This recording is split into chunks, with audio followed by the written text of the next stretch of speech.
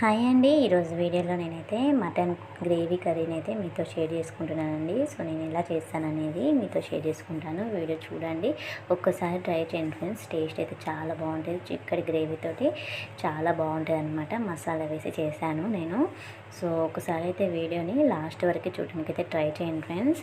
So దానికోసం అయితే నేను మటన్ కర్రీ కోసం ముందుగా ఒక హాఫ్ కేజీ మటన్ అయితే తీసుకున్నాను అనమాట. హాఫ్ కేజీ మటన్ తీసుకొని అది ఒక 2 సార్లు అయితే నీట్గా కడిగేసి పక్కన పెట్టుకున్నాను అనమాట. ఈ విధంగా ఇంకా తర్వాత అయితే హాఫ్ కేజీ మటన్కి ఒక 2 పచ్చిమిర్చి, ఒక 3 పెద్ద సైజు ఆనియన్స్ కూడా కట్ చేసుకున్నాను. ఒక్క టమాటా అయితే వేసుకున్నాను అనమాట. మామూలుగా కొంచెం పుదీనా చాలన్నమాట. ఇంకా తర్వాత మసాలా వచ్చేసి ధనియాలు, ఎండుమిర్చి, సోంపు, జీలకర్ర, ఇంకా గరం మసాలా ఏమేమి ఉంటాయో అవన్నీ వేసుకోవచ్చండి. కొంచెం పల్లీలు, మిరియాలు, ధనియాలు, కొబ్బరి, నువ్వులు కూడా వేసుకున్నాను.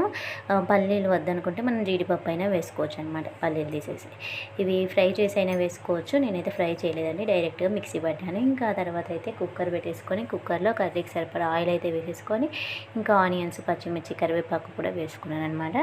వేసుకొని ఇవి ఆయిల్లో ఇంకా చక్కగా ఫ్రై చేసుకోవాలి. సో ఫ్రెండ్స్, నేనైతే ఒక చేతితో వీడియో తీస్తూ ఒక చేతితో మొబైల్ పట్టుకున్నాను కాబట్టి కొంచెం షేక్ అవుతుంది. సో ఇంకా తర్వాత అయితే ఆనియన్స్ అయితే ఆయిల్లో చక్కగా ఫ్రై అయిపోవాలన్నమాట. అంత పచ్చి పచ్చి వాసన వస్తుంది కదా. సో ఆయిల్లో ఫ్రై చేసుకున్న తర్వాత కొద్దిగా పసుపు, కొంచెం అల్లం వెల్లుల్లిపాయ పేస్ట్ కూడా వేసుకోవాలి. మనం ఫ్రెష్గా ఇంట్లో చేసుకున్న అల్లం వెల్లుల్లిపాయ పేస్ట్ వేసుకుంటే టేస్ట్ కూడా చాలా బాగుంటుంది. ఇంకా తర్వాత అయితే ఒక పెద్ద సైజు టమాటా కూడా వేసుకున్నాను అనమాట. ఒక్క టమాటా అయితే చాలండి. ఇంకా టమాటా కూడా వేసేసుకొని మంచిగా ఆయిల్లో ఫ్రై చేసుకున్న తర్వాత మళ్ళీ మనం కడిగి పక్క పెట్టుకున్నటువంటి మటన్ ఏదైతే ఉంటుందో ఇంకా అది కూడా అందులో ఫ్రై వేసేసుకొని ఆయిల్లో కుక్ ఈ విధంగా అయితే ఆయిల్లో కలర్ చేంజ్ అయ్యే వరకు, వాటర్ అంతా ఇంకిపోయే వరకు అయితే ఫ్రై చేసుకోవాలండి. ఇంకా తర్వాత అందులో మన కర్రీకి సరిపడా సాల్ట్, కారం కూడా వేసేసుకోవాలన్నమాట. వేసుకొని మరొక 5 మినిట్స్ అయితే స్టవ్ని లో ఫ్లేమ్లో పెట్టేసి ఆయిల్లో ఉడికించుకోవాలండి. ఈ విధంగా అయితే కారం, ఉప్పు, కారం కొంచెం నాన్ వెజ్లో ఎక్కువగానే వేస్తాం కదండి. కారం వేయకపోతే అసలు టేస్ట్ అయితే అస్సలు బాగుండదు అనమాట. సో నేనైతే కొంచెం కారం ఎక్కువగానే వేసాను. మీరు మీ టేస్ట్కి సరిపడా వేసేసుకోండి.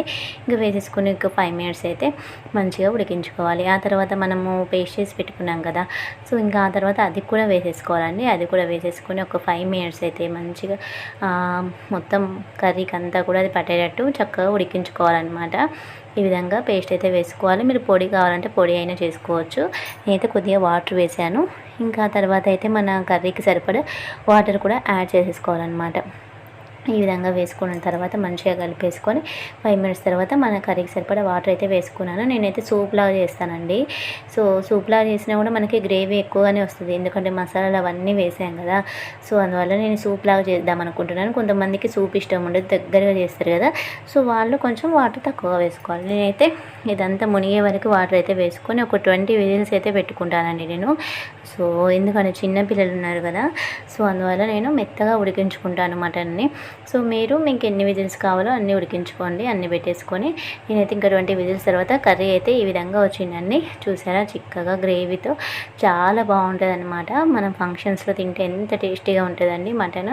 సో అంత మంచి టేస్ట్ అయితే వస్తుంది ఫ్రెండ్స్. ఒక్కసారి ట్రై చేసి చూడండి. నా వీడియో నచ్చితే ప్లీజ్ అండి నా ఛానల్ తప్పకుండా సబ్స్క్రైబ్